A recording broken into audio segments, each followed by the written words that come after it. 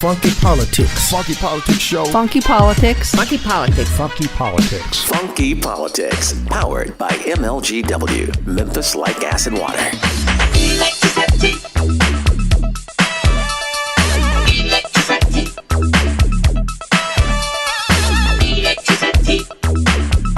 You're listening to Funky Politics, powered by the KUDZUKIAN Network. And our presenting sponsor is MLGW, folks. That's right, Memphis Light, Gas, and Water, where our water is always the very best. And you know what? Not only the very best compared to any other municipalities around, but the very best around the country. This is DC sitting alongside my cohort, Doc Ward, and we are always going to try to keep it real, always going to try to keep it right. We're going to always keep it funky up in here, Doc. What's up? You bring the funk, I'll bring the pain, but nowadays they seem to be one in the same. Oh, my gosh. Dateline, Memphis, Tennessee, for this funky short story. It appears that the Shelby County school system, the system that governs the city of Memphis, or Memphis City Schools, that's right, has decided as part of its advertising campaign to post a billboard in the inside of the loop of the city of Memphis with Mr. and I can't even really think of his name now. What's his name? You talking about Yo Gotti? Yo Gotti. Mario Mims. Mario Mims. Yeah. Product of Tresvant High School.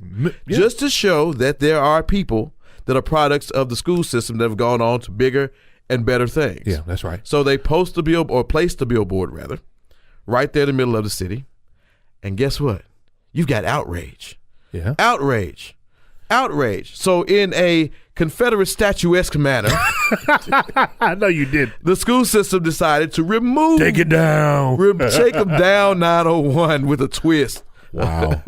Well, you know, a lemon twist, I must say. Out. But they take it down, and I understand they may be replacing it somewhere else in some other part of town. But I cannot think of any more ridiculous notion than this being an issue of contemplation at all.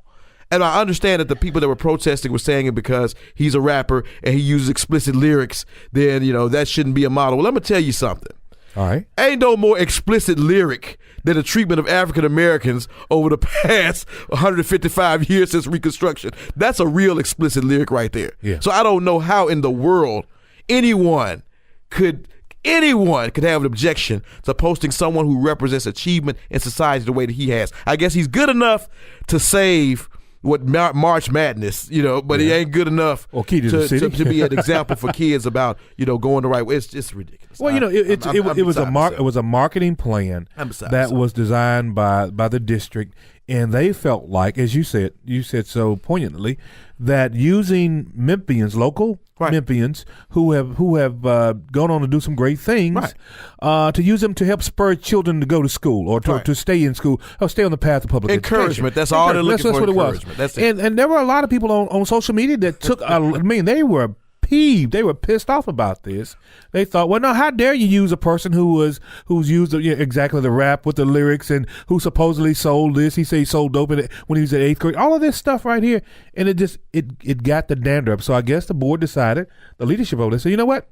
Going to do something a little bit different. We're going to take it down and replace it with somebody else. So, you know, it's time for us to get on this other level. I mean, we got to stop this. Man, we got to stop this. I said it before. I say it 1,000 times. It's tough. You're going to have to deal in an African American city with African Americans. If you don't, then the city's going to fail. The good, the bad, and the other. You know, I'm not going to talk about it. I'm not going to talk about it surreptitiously. Yes, surreptitiously. Yes, surreptitiously. I'm gonna talk about it real, right, and funky. You've got to include everyone in what happens in this city right here, right now. If you want to argue about something or be concerned about something, be concerned about the 40% of kids that are living in poverty going to school every day. Wow. And what their outcomes are, and how do we change that, not just for the kids, but for the parents, so that 40% can go down to 35, to 30. To 25, to 20. Don't get caught up in a billboard. Get caught up in the real world. Well, you know, speaking of getting caught up in the real world, we've got two young ladies who are visiting with us. And let me tell you something. Sheri Riley, man, Exponential Living. Yes. Out of Atlanta. Deep Sister. NAACP Image Award nominee. Sheri right. And visited with us once before and talked about how we can get over to the next level, even under this president. And also Sadiqa Reynolds, the president and CEO of the Urban League out of Louisville, Kentucky. Person of the Year award by Louisville Magazine. Yeah. That's right. That's right. I mean, you're talking about two sisters that can really lay it out for us and give us a pathway or introduce us to a pathway that we believe that there are some things that can work and we can do it ourselves. We don't need big government. We don't need it. We can do it ourselves, Doc. And they're going to show us the truth and the light. So today on this star-studded episode, star-studded, we're more star-studded than a constellation with the most phenomenal women in the nation. So you stay with us for the duration and don't you dare touch that station. We're going to take you higher right here on Funky Politics.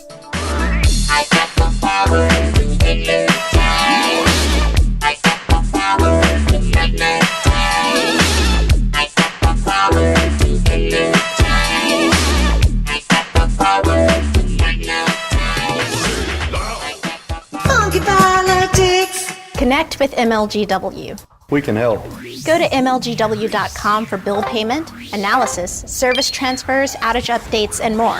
Connect to us on Facebook to share comments and ask questions. Follow us on Twitter at MLGW. Connect to our blog for news and updates. Watch how-to videos on YouTube. Connect by downloading iPhone apps. Get text message reminders. Stay connected with MLGW. We can help.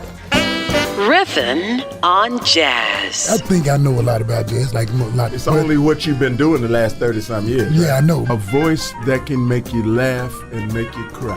Good jazz, you don't have to worry about what they're talking about. But when they pick up those instruments, we all speak the same language. And don't you know you went in the kitchen and come back with a big bowl of salad? Riffin' on jazz on the KUDZUKIAN Network. Funky Politics. Funky Politics. In all honesty, and I think we've seen this in the fact that this Me Too movement had been started before by a black woman. If the majority of people coming forward had been black women, I don't think there would have been an outcry or even shock. People would have looked at it and been like, of course. And and they would have shrugged it away, because black women and indigenous women have been, they have been such victims over and over again of assault and abuse and exploitation, and no one cares. And we look at like R. Kelly as an example, but throughout, our stories don't start when we become Hollywood starlets, and this is wrong no matter when it happens, right? And it is traumatizing no matter when it happens. But most of the black women I know, their stories start at 6, 7, 10, 11, but I think a lot of it has to do with power. There are some people who would be ashamed to assault anyone.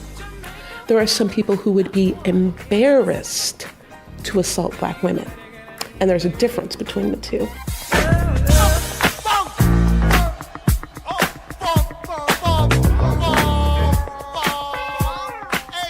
You're listening to Funky Politics, powered by the KUDZUKIAN Network. Got your boy DC sitting right here, right along my favorite friend, Doc Ward. Well, I'm lying. You're not my favorite friend, but you're one of my pretty good friends. All right. Can I just say co-worker? That's fine. It's always good to be with you, DC, the charcoal charmer. There you are. That's you, man. The charcoal charmer? That's you, man. I've been called a lot in my life, but never the charcoal charmer. That's you, man. Whatever. Hey, look. We've got Sheri Riley, who talks about that exponential living. Sheri, how are you? How you guys doing? So we got Sadiqa Reynolds, who happens to be the CEO of the Urban League of the fine city of Louisville. You're not going to find a phenomenal women than you're going to find right here on Funky Politics on this episode right here. And look, check this out. Since we got a bruh on the air too somewhere around, I need to say there you go. Omega chose me as Citizen of the Year for Omega Sci-Fi in Louisville. I just want to go on and get that out there. Wow. The Omegas did that by themselves? And that is one of the highest awards that you can receive. Is that right? And that means she goes on to the 5th District convention, which is coming up, to be chosen as Citizen of the Year amongst the entire 5th District. And I will have my name in the hat. At least my vote in the hat, rather, for you. That is our district. The mighty physical 5th. Okay. Well, look, you are mighty impotent. You're mighty impotent. Well, it's good to have you. Look, I want to jump right into she's in Atlanta. That's the 7th, but we'll get on the phone. We'll get you hooked up. We'll get you hooked up. Okay. Yeah. Well, I can't wait about that. Yeah. But we want to talk to you, ladies, this evening about a couple of things that have been just pressing on us in this country, and I think that's been pressing on us as a people as well. And you all are in leadership positions. You've been in leadership positions, executives. You've been in the media piece. You've done law. Where are we now, you guys? within our country with respect to this Me Too movement when it comes to black women and their ascension into these leadership roles? Do you give up something to get something? I mean, I don't want to seem sexist, or maybe because I don't have a wife anymore, I don't really know the answer to this. But I want you guys to tell me, how do we get? Anymore. Well, I know. I mean, she ran off on me, but anyway, that's okay too. But seriously, Sheri and Sadiqa, I'm sure she thinks it's okay. Whatever. You all have climbed the ladder. Tell us about the life and times of your struggle and the things that you've had to overcome to get to where you are today. And Sadiqa, I'm going to throw it to you first, and then I'll come in. Okay. All right. Well, first, so let me just say, it's interesting. It's not a sexist question unless you only ask this of women.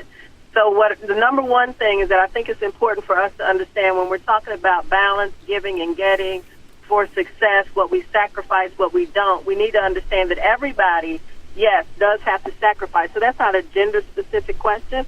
That's just a real legitimate question. I think the answer is, yeah, you do give up something in order to get some other things.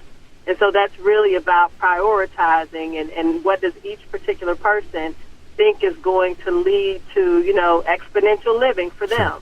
The other thing, as far as the Me Too movement, I think it's a heck of a thing. I mean, we are in a time when the President of the United States clearly has not shown us what it looks like to live, this sort of high moral, high standard life, and yet you have so many Americans really not only rallying to elect him, but continuing to support him, even in light of all this. So I think we are at sort of a crossroads, and I describe it like this. If you look at the person of the year for our country, I think maybe Time Magazine does the study. I can't remember who it is, but our former President Obama is number one, and you have Trump at number two. Wow. So what does that say about America that we are, those are the two that we're choosing from. They're two very, very different sorts of people and two different kinds of men. And so how do we really expect to move forward? So particularly to have those two now in light of the Me Too movement and all of the sexual abuse that people are saying, enough already. We're tired of women being subjected to this sort of thing. And yet, President Trump, with all of the allegations, is number two. Yes. So what's happening here? You're listening to Funky Politics, powered by the KUDZUKIAN Network. Go ahead. I'm sorry. Finish your point. Well, I was just going to say, I think this country is at a crossroads, and that's real talk. I think politically and in every other way, we are almost on our knees, and we are at a crossroads. And so where we go from here will be very, very interesting, because it's either going to get a lot better because people are going to realize, like, this guy is going to take us to hell in a handbasket, and we be willing to do that. Or we're going to say, wow, economics is not just about how much money gets put in my pocket. It's really about the moral landscape of our country. And so in that case, maybe we make a different turn. But we are certainly at a crossroads. Sheri? Specifically for the Me Too movement, it is time. It is so time. I mean, literally, as we all know, men being subjected to this type of behavior, this type of power, has gone on for decades. It's not exclusive to politics. It's not exclusive to entertainment. I mean, it's happened in our colleges. It's happened in our corporations. It's happened in our churches.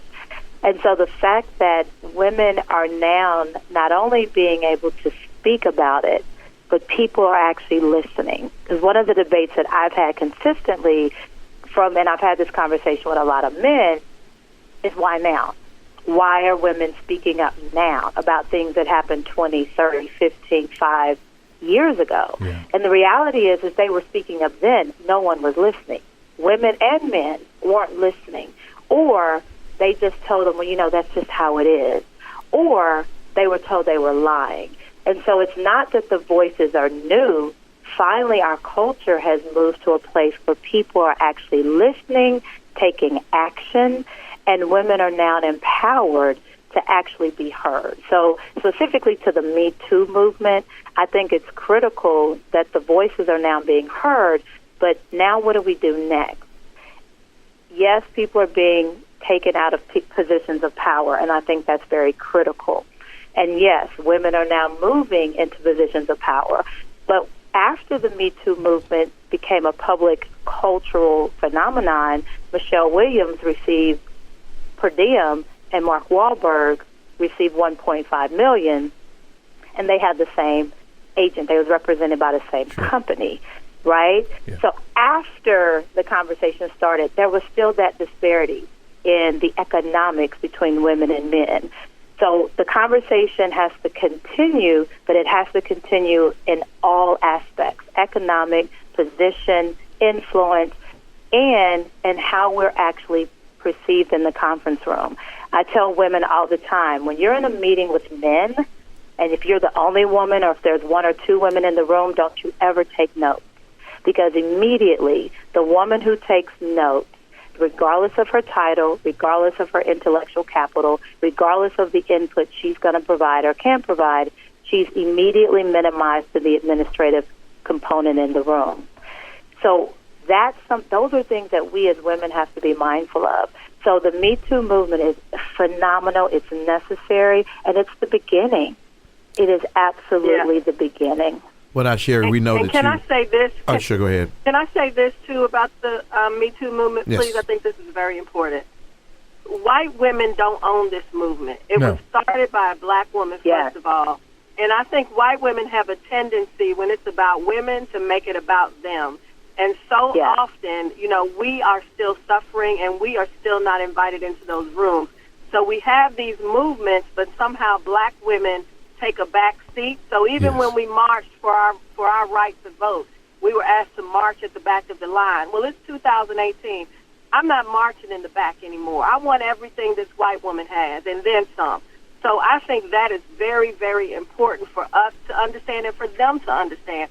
Because if we can't be equals as women, then I can't stand with you. And so that is one of the things that we're really working hard on in Louisville, for the white women who have some power and privilege, and as they fight and move forward, that they understand we can attend your rallies if, when these black children are murdered, you are willing to attend That's ours. correct. But That's we correct. got to do it all together. You're listening to Funky Politics, powered by the KUDZUKIAN Network. Well, now I'm going to walk back a little bit now, and I'm just going to put this question out here since you mentioned it. Do you believe, or do you believe that the Me Too movement has gotten its legs because white women are the ones that have picked it up? Because you're right. I think what's her name? Tarana Burke. Yes, is the founder of the Me Too movement that's been around forever. But it took Alyssa Milano to be sort of the proponent of it before it became a nationwide and now a worldwide situation. Because now you have women that are in the entertainment industry all across the world that are bringing up incidences where they've been sexually harassed or demeaned or discriminated against or assaulted. Yeah. So, assaulted, but now this was sitting out here. The movement was established by an African American woman a long time ago. So, are we looking at a certain level of discrimination and disparity within the disparity movement? And how do we get out of that? How do we address that? Yeah, and I'm gonna speak to that. And Sadiqa and I probably have two great points on each end of the continuum of this one. I don't necessarily say Alyssa Milano will get the credit for bringing the message to the forefront. I think what Harvey Weinstein has been doing for so long was so horrific, and the timing, it was the perfect storm. And because it was honestly a white woman, a Hispanic woman, a woman of African descent, African American woman, and a white woman. They all came out around the same time about Harvey, and because then it was like another voice and another voice and another voice. So in this instance, naturally, when the white face was on the forefront or a component of the forefront, it helped push the message. If it had just been an African-American male against African-American women, you're right, it would not have caught wind. But Harvey was a non-discriminating offender. So literally, I mean, it was every woman of every nationality came out against Harvey. So that one is just very unique just because so many women of so many nationalities came out pretty much at the same time, with Alyssa being one of the first to use it on social media, and it caught there. So, Sadiqa, what's your thoughts on that? Well, first I want to say that when Lupita came out, That's the one person that Harvey's like, oh, I did this, but I didn't do that. Oh, you know, wow. so That's right. I thought that was very interesting that he, even in that, the attempt to diminish a black woman, a woman of color, I thought made a hell of a statement. The other part of it is that's just real, right? We have to acknowledge that black life just doesn't matter in America, and that's what the point is. That's a major statement you just made there. And I mean that. Yeah, I mean that's a that major in every statement. space. Yeah. And every How do we combine that then? How do we take, because that's the thing that I'm looking at. I'm looking at this Me Too movement taking off, and I don't want to steal your term, Sheri, exponentially. But I'm also looking at this being a product of white women. Yes, there are black women that are involved, and yes, no one in any way fails to give credit to Tarana Burke for being the founder of it, but still, everything that seems to be spawned of it still seems to be a white women's movement. Now, you've got this going on, Me Too movement, but by the same token, last year and year before last, you had a Black Lives Matter movement.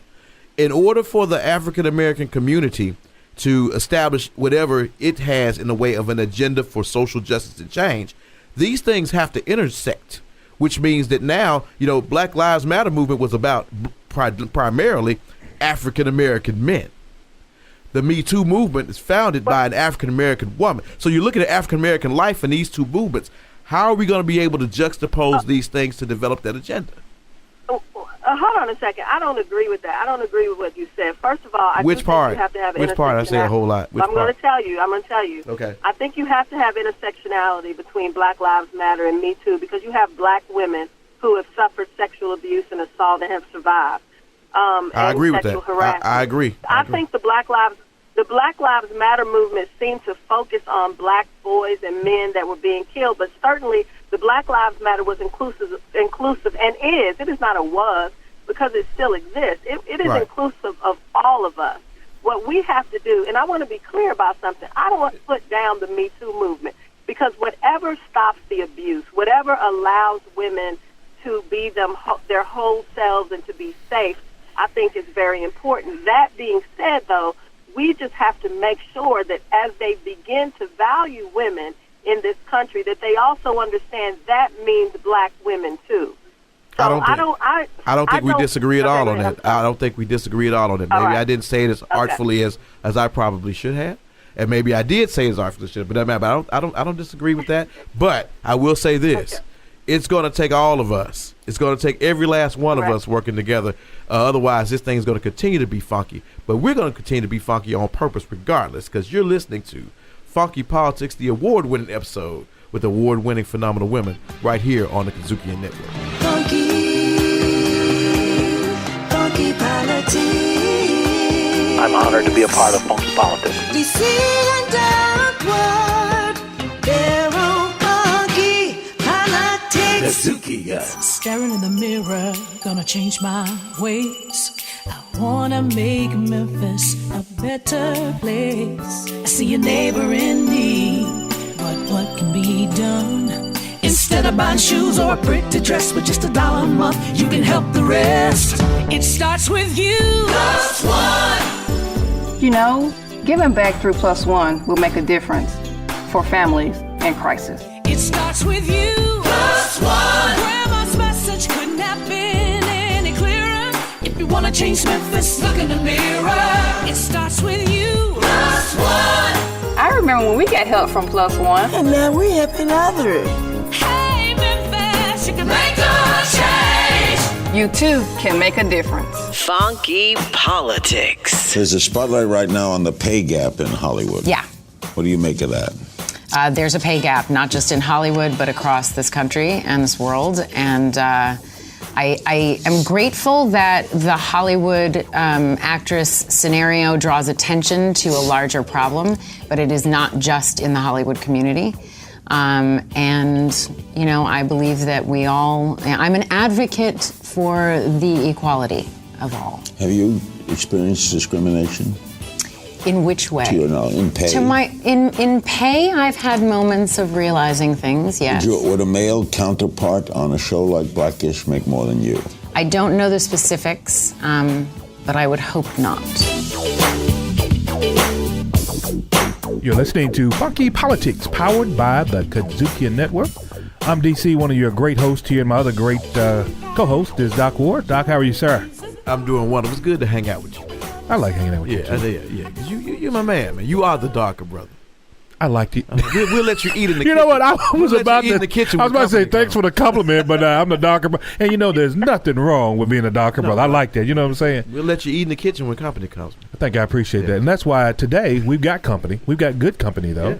And we brought out the fine dishes. And you got a seat at the table. I got a seat at the table. And guess what? We have two wonderful women who have not only done some phenomenal work in their own right, but they are shining lights for, I would say, and I don't want to compartmentalize you all and say for black girls around the country, but when they see you, they see somebody that looks like them and say, you know what, man, I can be like her. We've got Sadiqa Reynolds, who happens to be the president and CEO of the Louisville National Urban League chapter there, and also she was recently voted, I think, Sadiqa, the Citizen of the Year for I want to say Omega Psi Phi #1, and also for the city of Louisville. Is that correct? I want to give the Qs a little bit of banter there. Give the Qs some love. Give the Qs some love. Qs and Louisville Magazine. I don't think it was a vote. The magazine just picked me. So, they knew what they were doing then, right? They knew what they were doing, right? I can tell you without a doubt, Citizen of the Year was a vote. That's the way that it works. But we are bookended by accomplishment and blessed by intelligence. There's nothing more precious than a phenomenal woman. And we got two. You know who the other one is? We got two. Sheri Riley. There you go. Sheri Riley, who is a noted author, an entertainment guru, climbed the ladder in terms of the entertainment industry, and is a resident of Atlanta now, I understand, Sheri, right? And, yes, she ATA land. Yes, and she has penned some wonderful work regarding exponential living. Right. Welcome to the program, ladies. We're glad to have you here. I'm ready to talk about, man, how do we do the hard work in our country? How do we get back to where, you remember we talked about, Doc, once before in the education piece, of some things we've forgotten. People call them old school, but they worked back in the day. Mm-hmm. And I remember back in the day when we had people like, the Louis Gosses that I can remember here vividly now when I grew up, of course, and Morgan Freemans and people like that. Fiddler. I didn't want to say fiddler, but anyway. We have superstars out there. And can I ask you, you guys are superstars in your own right, are our superstars doing enough? Are they engaged in our everyday lives where they can be not only great role models, but also great social activists in a time that we're facing right now? Sadiqa and Sheri? Here's the thing. When you look at the past, we can all say Harry Belafonte. We can all say Louis Gossett. We can say Danny Glover. And we have those one or two or three or four that we can speak directly to. And in this day and age, we have those ones that are on the forefront. Here's where I say yes and no. Yeah. Is becoming a celebrity does not make you more qualified to speak to things you have no clue about if you weren't a celebrity. Yes. And so the challenge is the celebrity as an individual, they have to have the desire, the ability to communicate, articulate, to understand, to speak. And many of them, they literally are just what they do. They sing or they rap or they act or they play ball.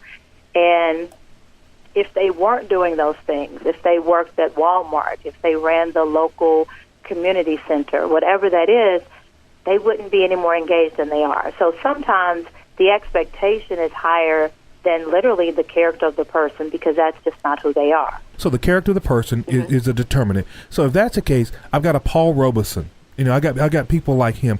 I've got an Ella Fitzgerald. I've got people that back in the day that my grandmother and my great grandmother looked up to, and they saw as great people who happen to look like them. They're of color.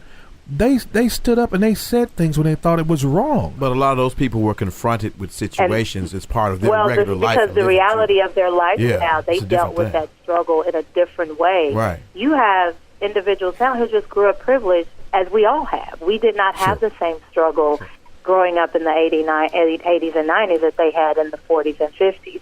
And so the awareness is different.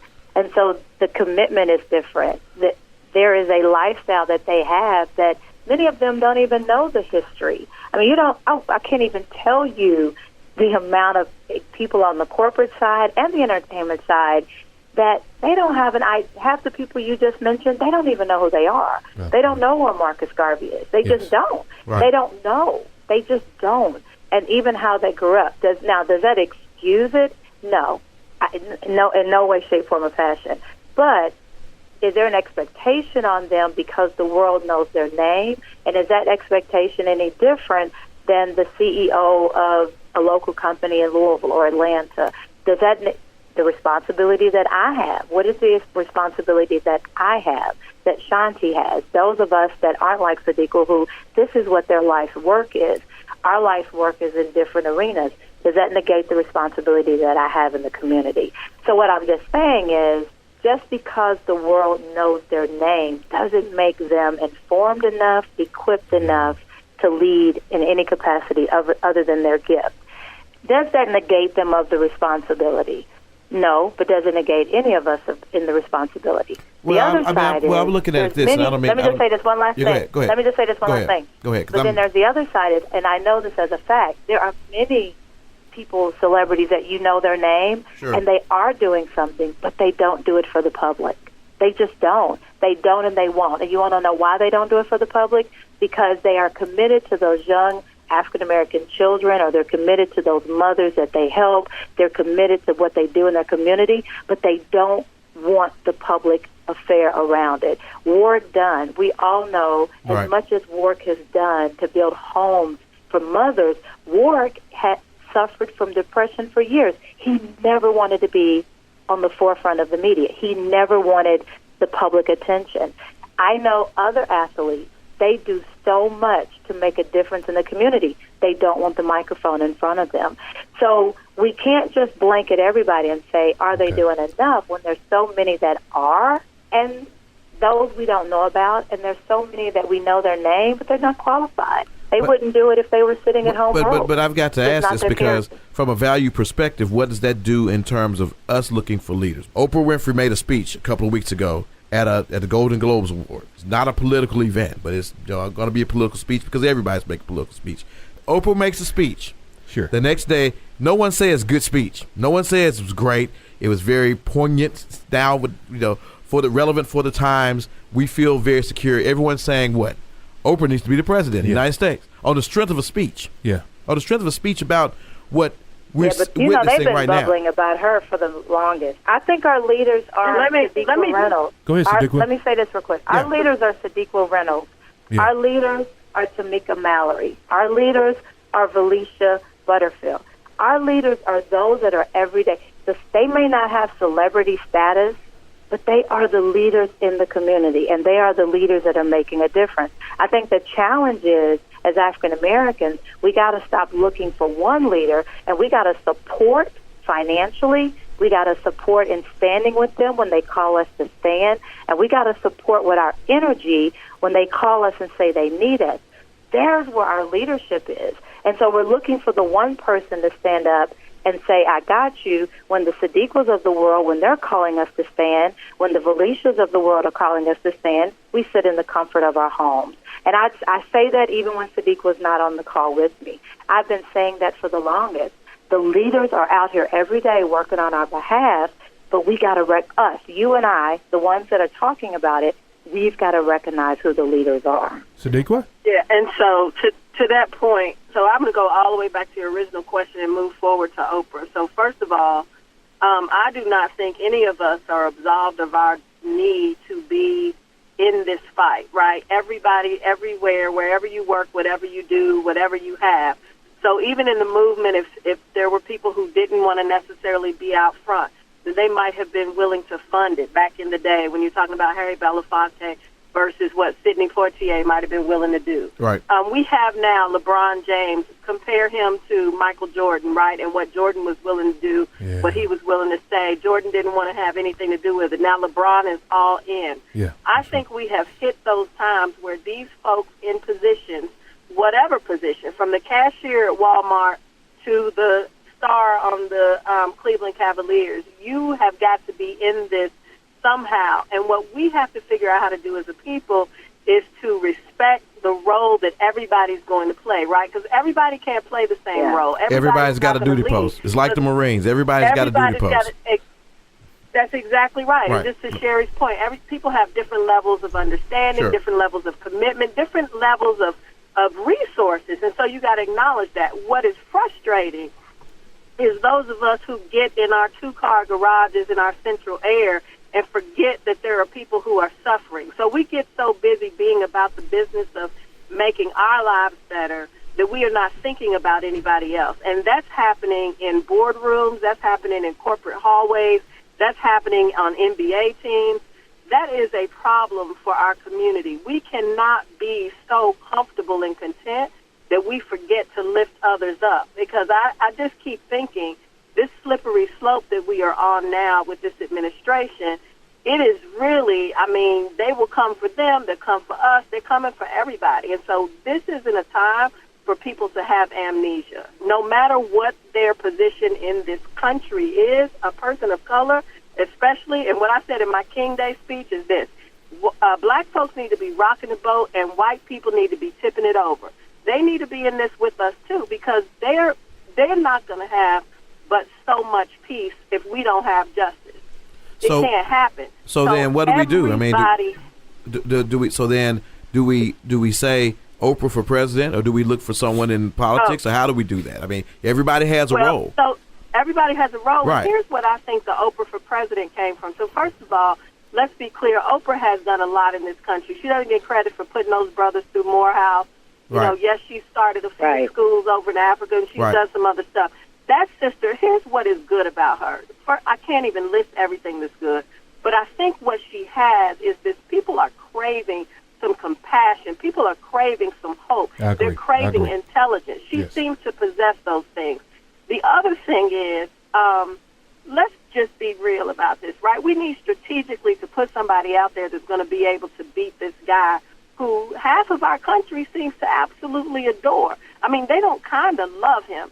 Evangelicals seem to absolutely adore him. He has been absolved of all sins and everything. God has forgiven him according to them. So who can we get that is going to cross over and motivate people in both parties, maybe, to come to the polls and pull for somebody other than the guy we got? Do you really think that he has? Do you really think that he has that overwhelming support of the United States? When I hear time and time again, he always polls less than 40%. But I think that's a misnomer. I think those polls are misnomers. Polls are misnomers. He was elected. Yeah, he was elected. Well, he was elected.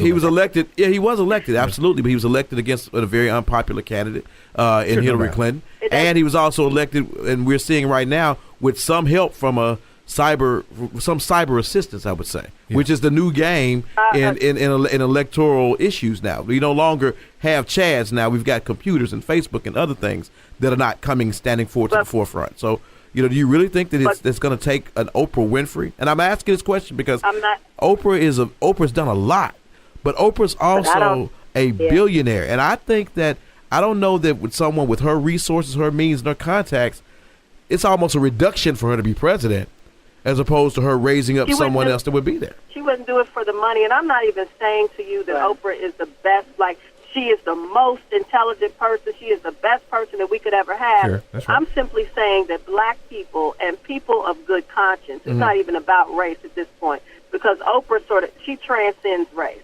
So in my opinion, where I'm coming from, and she transcends race. She's one of the few people that do. She tries to shop in. Wait a minute, let me finish this. She transcends race until she tries to shop and they don't know who she is. And then she's just another black woman trying to buy a purse she can't afford. Right. But I think that what we need is to not only find somebody who has a heart for the work. And I'm tired of people saying, if you've never been in government, you can't be. Listen, that's correct. The mayor ain't running the government. He is surrounded by people who should be advising him. The president is not running the country. There are people who should be advising him. Now, in some cases, you get people who don't listen to their advisors. In some cases, they are surrounded by fools. That happens. But you don't have to be an expert at every single part of that. But what you do have, I think, in a president, somebody who's traveled internationally, they understand what is happening in other countries. Obviously, it's a different hat. I am not saying Oprah is the answer.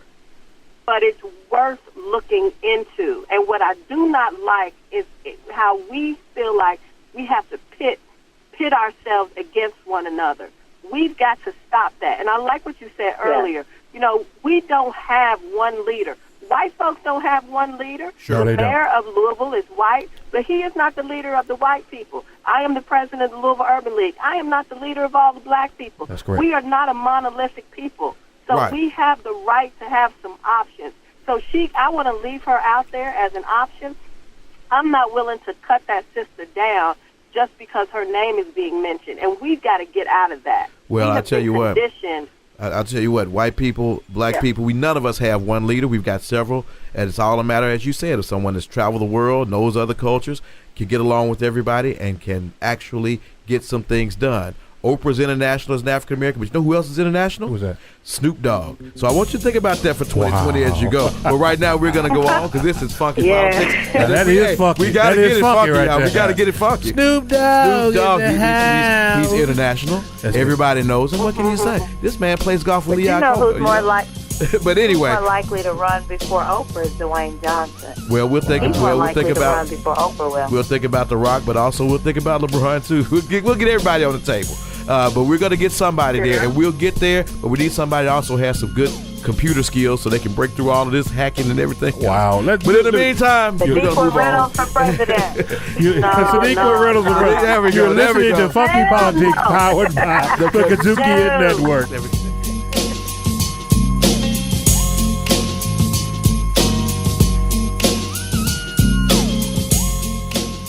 DC of that funky politics fame, we got a brand new show. It's called The Best in Blue. Will cover your Memphis Police Department and how they work to keep us safe day and night. Right here on WYPL. Best in Blue on the KUDZUKIAN Network. Plus one lip sync champion, Latasha Peoples. Staring in the mirror, gonna change my ways.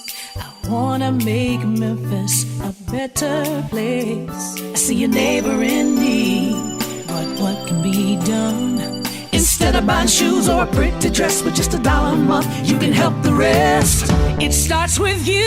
Plus one. You know, giving back through Plus One will make a difference for families in crisis. It starts with you. Plus one. Grandma's message couldn't have been any clearer. If you want to change Memphis, look in the mirror. It starts with you. Plus one. I remember when we got help from Plus One. And now we're helping others. Hey, Memphis, you can make a change. You too can make a difference. DC of that funky politics fame, we got a brand new show. It's called The Best in Blue. Will cover your Memphis Police Department and how they work to keep us safe day and night. Right here on WYPL. Best in Blue on the KUDZUKIAN Network. KUDZUKIAN. Funky Politics. Boyce Watkins. He is the author of The 8 Principles of Black Male Empowerment. He is a professor at Syracuse University. So Boyce, welcome to you. Listen, I know that you endorsed Barack Obama many, many moons ago. But when it comes to this initiative, which we're about to see, you say this is too little too late. Why? Well, you know, I do some soul searching. I talk to people who have advocated for black males for their entire lives. People like Father Michael Pfleger in Chicago. I also talked to political scientist Michael Fontroy. And our conclusion is that we have to figure out if this is real. And the proof is in the potato salad. When you decide you want to advocate for black males, which should not be a type of charity, remember, there are people out here in the community doing this work all the time who are trying to get resources. Right there in Chicago, I live on the same street as the president. I see Father Pfleger out there with the gangbangers, with the guys that are really struggling. And every time I see him, he says, the brothers need jobs, the brothers need help. Yeah. So when we reach out to Rahm Emanuel right there in Chicago, Obama's ally, are they also reaching back and offering the support that these people need? I think that's the kind of proof people have to look for. I wouldn't say this is a good program or a bad one. I would say that the evidence will speak for itself. You're listening to Funky Politics, powered by the KUDZUKIAN Network. Sitting here next to my arch nemesis and co-host, I like that word, Doc Ward. Well, if I'm the arch nemesis, that makes you the Dark Knight. I like that. With emphasis on dark. Night. Whatever. My friend Doc Ward, you got DC sitting in the chair, and we are visiting this evening with two wonderful placemakers in our country. Sheri Riley, who happens to be in Atlanta, and she is an author of Exponential Living, and she has done so much in the entertainment industry. Hello, Sheri. How are you? Hello. And did you mention And she's she's a former exec with LaFace Records and all that other stuff? I want to say also that she's all visiting those albums again. that you used to buy, she's responsible for that. You mean the albums that I used to buy? Yeah, that's right. All of them, man. Well, Sheri's visiting with us again, Doc, and I'm glad to have her back. Sheri, thank you so much for coming back with us. Okay, we're glad to have you. You know, I love talking with you guys. Love it. And she is, did you say, an NAACP Image Award nominee for her work, Exponential Living? Did you say that? I didn't. Did you say that? I didn't say, but I'm glad you said it. Okay, that figures. Got to give you your props, sister. Got to give you your props. Yeah. And also, we also have Sadiqa. Now, I don't want to make the name correctly. Sadiqa Reynolds, who Sadiqa, how are you? And she is from Louisville and happens to be the president and CEO of the Urban League right there in Louisville, Kentucky. Welcome to Funky Politics, Sadiqa. And also nominated selected as Person of the Year by Louisville Magazine and by the illustrious, outstanding OWT standing Omega Psi Phi Fraternity Incorporated. Boy, I'm getting a little tired of that one there. But anyway, I'm glad that you were nominated and you were selected by the Qs. But speaking of Qs and Kappas and brothers in general. Of Kappas. Well, I'm throwing them in there. And speaking of brothers in general, I want to talk about something that I think that's important to all of us, and I think the role, or maybe some of us think the diminishing role of the black man in our, not only in our society and our culture, but our president seems to have it a little bit backwards, I think, when it comes to our community. And he came in, he said, well, you got to vote for me because guess what? Look at what you're getting right now. And I'm not so sure what we were getting right now under President Obama was bad. I thought it was, what do you have to lose? Well, that's basically what he said. What do you have to lose? Yeah, that's what he said. What are you getting right now? I mean, what do you have to lose? And so guess what? We've lost a lot so far in about a year, right? Sheri, Sadiqa, help us. That's not what he said. Well, you're not going to argue with me on this show. But anyway, help us talk a little bit about our black men. The Black Girl Magic pieces out there, and you all have done a wonderful job in turning out your votes here as of late of the last few months, and you've gotten some people elected. But they forgot the part that there were black men that turned out as well, too. And they didn't get as much play as black women did. Well, the general question is, has the ascension of the black woman occurred at the expense of the black male? You had a black male president 8 years, and I think for a lot of non-black people, that was all the black male that people needed to see. And now all of a sudden you have no African-American men anywhere near government on the federal level, save Ben Carson. Save Ben Carson. But that's one person. But you have... No, don't save him. Don't save him. He don't save and accept. Don't means save him. He don't want to be saved. He don't want to be saved. He don't want to be... No, he don't want to be saved. He don't want to be saved. But you have one black male, and then what you have after that is really pretty much a vacant presence. That's right. So why is that we all can't grow and go together? And what is happening now, and what do you all believe the role of the African American man is going forward? How do we rebuild and regain that strength? Well, in this administration, there's no African American women either. You had and we Omarosa. Definitely not going to save Omarosa. You had so we had Omarosa and we had Ben Carson. Yeah. As it relates to specifically this administration. Right. The black male's role has not diminished. We black women want our black men. We want the leadership of our black men. Now, we can't follow a parked car, so we're going to keep moving. And even when we're moving, we still covering our black men. So I don't think the role of the black man has diminished. I think that's always been the conversation. Did you just call me a parked car? The beginning of you just called yourself a parked car. And I think you could be right. And I think you could be right there. You just called yourself a parked car. Yeah, I think you could be right on some of that. Yeah. No, but please go ahead, continue with the point. Sorry. But I think that the black man, we need him. We desire him. We want him. We want him in leadership. We want to continue to put him in leadership. Some of it is just mere numbers. We all know that there's always been an attack from the time we came to this country on the black man. There's a story of the black family. Of course. Some of it is just mere numbers. Some of it is, the reality of the narrative that the media wants to tell. So I think it's just very important for us African-American men and women, when we have this conversation, not to fall victim to the narrative that they want us to tell. We have to tell the truth of what we know, and black men, white men, Asian men, Hispanic men, there's always a challenge with a human being. By mere numbers, we know that there's some disparity between just the mere numbers of black men and black women. But we have to make sure we support each other and we tell the truth, all the truth. And the truth is ugly as it is good. But we got to tell the truth, and we got to keep pushing the narrative forward that our black men got to keep rising up.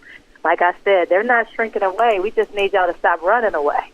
Yeah, well, this is Funky Politics, powered by the KUDZUKIAN Network. Sadiqa, I want to go back to something that we've been talking about, because we talked about the Me Too movement, and we've talked about Black Lives Matter, and those are sort of movements that intricately involve black men and black women, respectively. Or I think if I said, well, black men and black women. How do we marry those terms, or marry those movements rather, to create the appropriate platform going forward from a political standpoint? How do we turn those into a platform that generates some level of prominence amongst the African American community? Because there are black men and black women on both sides of those coins. How can we do that? Or can we do that?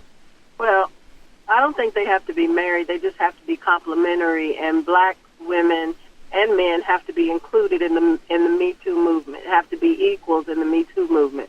I think the Black Lives Matter movement is really about black people, and it's because there's evidence in this country that everybody else's life has value. I mean, so when certain people die, flags get lowered, other things happen, but we are dying time and time again on videotape. We have all sorts of evidence that, we're being killed in the streets, and nobody really seems to be responding. So the Black Lives Matter movement is, in my view, really about us making sure that people understand and push for our lives to actually matter. So as that movement grows and people are saying, yes, black life really does matter, then inevitably we will then even be more so highlighted in the Me Too movement, because the Me Too movement really does have to be about when black women are sexually assaulted, sexually abused, sexually offended, or harassed, whatever the case may be. So I think the two would be complementary, not necessarily married. As it relates to black men, I don't agree necessarily in this whole idea of this myth of diminishing. I think that brothers are out here, but what's the struggle for us is not believing everything the media sells us. So I think it is very easy for us, unfortunately, and this is real talk, it happens to our children, it happens to us as adults, to believe the stories that we hear. And we have got to really spend some time talking to ourselves and looking around and seeing that while we may not have those traditional homes, those traditional two-parent families, we all know that there are men who are involved in their children's lives. Certainly there are some who are failing at that, and so those need to be corrected and they need to be called out. But at the same time, we cannot allow people to define our families for us, right? So brothers are stepping up, and they are doing, in some cases, what they're supposed to do. And so I think that we have suffered as a people from this whole idea of the story of that which is least among us always being told over and over and over again. So it's almost like the homicide that you have in your community. If you have 50 and, 25 of them have a perpetrator that is black or a victim that is black, those 25 stories get played, 95% of the time. And then when there is some person of some other race involved, those stories don't get the same play. So at the end of the year, you feel like everybody black was involved in a murder or homicide, and it's just not the truth about us. But we know we have to tell our own stories. That's why we have shows like Funky Politics, because we can't rely on the mainstream media that's all oftentimes torn between bias to give you the story that our community needs to hear. But whenever when you have a situation where we're talking about African Americans and what we do on the next level, but then you have a president that fires back, but black unemployment is at its lowest ever, and I did that. How do we change that now? How do we really get the real message of that out? You just got to call him a liar. So you have to just be willing to say, this guy, listen, it's the truth. It's, black unemployment may be lower, but it's not. You don't get credit for it. That's fake news. Yeah. It's a lie. So that gives credit. You give credit where credit is due, and that would be to the previous president. That's just real simple to me. That's just not the truth. That's not the whole story. He doesn't get to own that, particularly when he campaigned saying that unemployment rates didn't matter and that wasn't important, and all of that stuff was just junk, because it was always going down. So the trends are just remaining the same, and he wasn't buying into them when he was running for office. So now that he's in, he doesn't get to own it, and we just need to say that. I think that's what is, important for us to really think about. I also think that we need to think more about root causes, right? So there are a whole lot of men who got caught up in the drug, epidemic. So we had in the black community a problem with crack cocaine, and we have said for many, many years, this is a public health epidemic. We need help. We are not going to be able to incarcerate our way out of this. And what happens? Nobody hears us. We have been self-medicating for years with all of, I always say soldiers go off to war and they have post-traumatic stress disorder, but when you live in the war zone, it's ongoing traumatic stress disorder. Right. And then, we don't have certain amenities, can't get to doctors, so you begin to self-medicate. So now we have groups of people in our community, men included, obviously, that are suffering with drug addiction, alcoholism, but there's no help for them. Well, now fast forward to this opioid epidemic. All of a sudden now that the face of the victim of the addicted has changed, well, now we got police officers walking around with Narcan. They're reviving people sometimes twice in a day. Folks are ODing in the ER parking lot. They're not even going to jail. So where I'm coming from is, so now we understand that drugs are a public health epidemic. So some of the stuff that we blame ourselves and each other for, the reality is our society is working just as it was designed to work. Sure. And so there are, you see where I'm coming from? And so I'm not really beating up on brothers because, listen, it's tough out here. And I expect people to, go ahead. Sure. I want to bring Sheri on this piece because, you've written about exponential living. And we talk about, exponential living is what it is. But how can men, all of this that you've just said, Sadiqa, all of this that to me that is happening, how are black men expected to, and I don't want to give us I do not want to give us a way out. I don't want an easy way out. But how are we expected to make it? I mean, how can we make the damn thing? I mean, how can we overcome some of this stuff? It almost seems like when you get up every morning, there's always something against you every morning. From a standpoint of exponential living. Yeah. Every morning. Yes. There's a piece out there that's against me. My husband says it best. He and it was something he really educated me on when he talks about there's different rules for black men. There's the black man rules. Right. And when we first got married, I always put the insurance card in the glove compartment. Always. Yeah. And every time I'd get in the car, the insurance card was over the sun visor. I'd move it back to the glove compartment.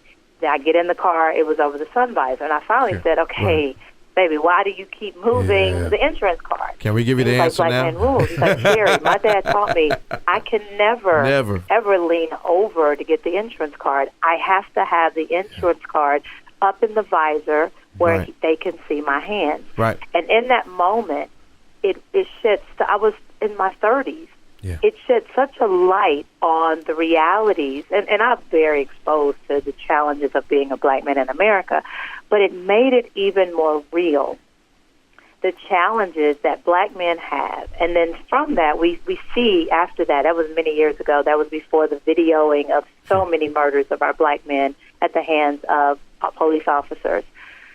But what that allowed me as a black woman to have a higher appreciation of is that every day when he walks out of this house, when I walk out of this house, when a white man walks out of this house, when a Mexican walks out of their home, when a white woman walks out of their home, we all walk out with different privilege. And Sadiqa shared something with me one time. I heard her talk about this. All of us have a certain level of privilege. And there's this amazing story that she told, but it sheds the light. We all have a level of privilege. Now, as a black man, there's a different set of rules. So that means you have to play the game differently. There's a different set of rules for black women. There's a different set of rules for Asian women, Asian men. The white man has set the rules from the beginning. Everyone else has to play by different rules. It ain't fair, it ain't right, but it is. But it is what it is, right? Playing by the rules. I think this, can I say this Go ahead, too? Sadiqa, And it is so important, I think, for black men to, we as women need to be lifted up. And it needs to be recognized, too, how much we have been there to support you all. So I have heard and read about stories from slavery when you would get that knock at the door in the middle of the night, and a woman would choose to send her daughter to the door instead of her son because the girl would just be raped and the boy might be murdered. Wow. And so it's that we have been sacrificing for black men for so long that we have, in a sense, sometimes diminished a portion of ourselves. And so for us to even be completely what we're supposed to be, we need you all to stand and be who you are. So we're not interested in beating up on you, but you got to do your part. Got to do our part. I think we got to do it together and recognize we're not going to buy into the narratives. I'm going to judge you based on what I'm loving through, living through, and seeing you do. But together, we can change outcomes for our children. And so whether we decide to be in the same household, married, or whatever, these kids that we are creating, they need us both to be whole. I like that point That's you just what made. I think is Together, we can do it together. I think it's like Lauryn Hill said, we'll walk right into the sun hand in hand. Wow. And on that note, you're listening to Funky Politics, powered by the KUDZUKIAN Network. All right.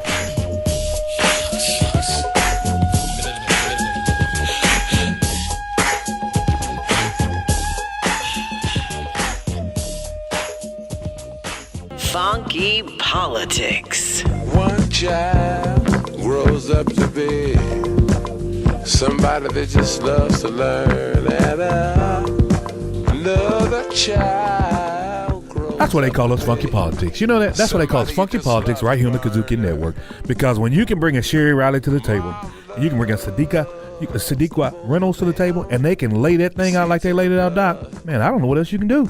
I don't know what else you can do. From A to Z, the brothers, Me Too movement, the sisters, we all going together. But they said you got to do it together to go together. That's all I'm talking about. You got to do it together to go together. That's right. You got to do it together to go together, baby. You got to do it. Two phenomenal women. Yes. One phenomenal show. Two phenomenal women. Two phenomenal women. One phenomenal show. Yeah. Guess what, man? It's time for us to go. So we going to keep this show real, right, and funky to the end. Always That's the way end. we do it on Funky Politics, my friend. So I'm all out of words. Time for me to get off my heels, get on my wheels, and I say it once again and say it still, that Funky Politics, this revolution, will not be televised, but it will be podcast on Funky Politics. So y'all stay on, hold on to your seats, and we gonna keep it always real, right, and funky. Right here on the KUDZUKIAN. Out here on these streets. On the KUDZUKIAN Network, right? KUDZUKIAN Network. All right. Funky Politics, baby. Funky Politics executive producer Larry Robinson for KUDZUKIAN. Hosted by Daryl D.C. Catron and Marcus M.D. Ward. Guest bookings by Miko. Funky Politics recorded at KUDZUKIAN Studio. Directed, produced, recorded, and distributed by KUDZUKIAN. It's a family